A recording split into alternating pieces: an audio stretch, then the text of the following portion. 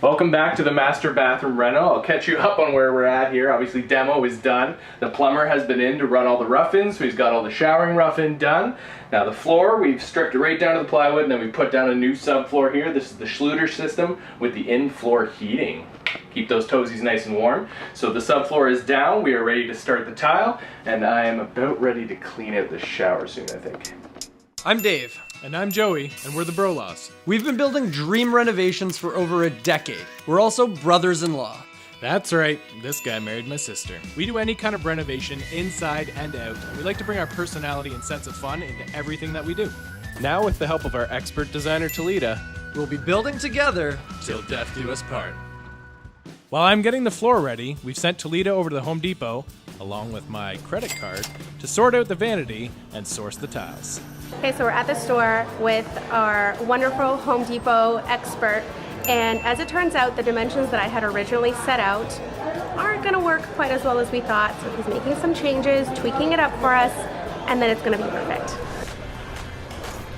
Okay, so we're gonna choose countertops to go in the bathroom, and we want to stay with something white, probably with a little bit of a gray veining in it. So I'm thinking we're going to go with quartz. It's extremely durable, it doesn't require any maintenance, and it's obviously going to look gorgeous.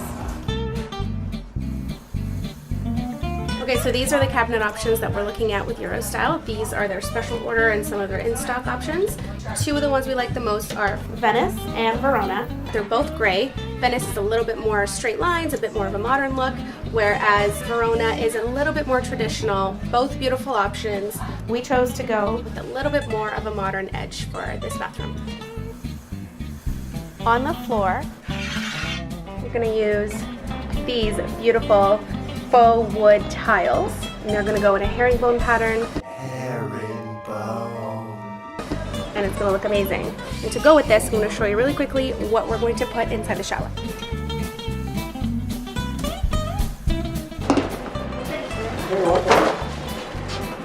So in the shower floor, I'm going to put a beautiful marble mosaic tile in a hexagon pattern.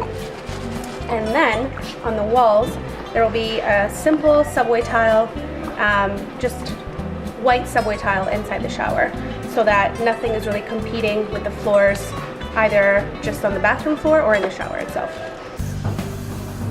We got everything we need. Brad was super helpful, and now we're just gonna pay for this bad boy and wait for it to get delivered. It is finally tile day. I'm so excited for this. We're going to do a herringbone pattern.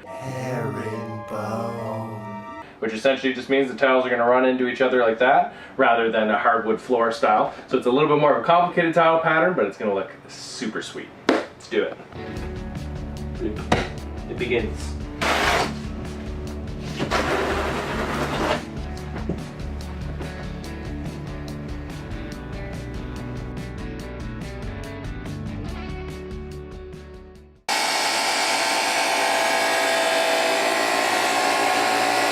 One thing about doing the herringbone pattern is it means a lot more cutting. All the pieces that run into the wall all need this 45-degree cut on them, and sometimes they're a little long and I gotta trim off a bit, which means even more cutting, so a lot more cutting, but a much better look, I think.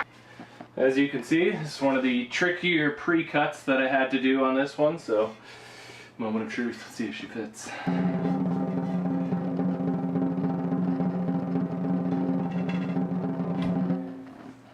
Ooh, yeah.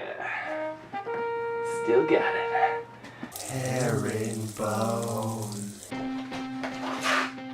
So I have these spacers in place here between the tiles. Now these are a two-part spacer because they actually create the gap between the tiles, but they also help level the tiles.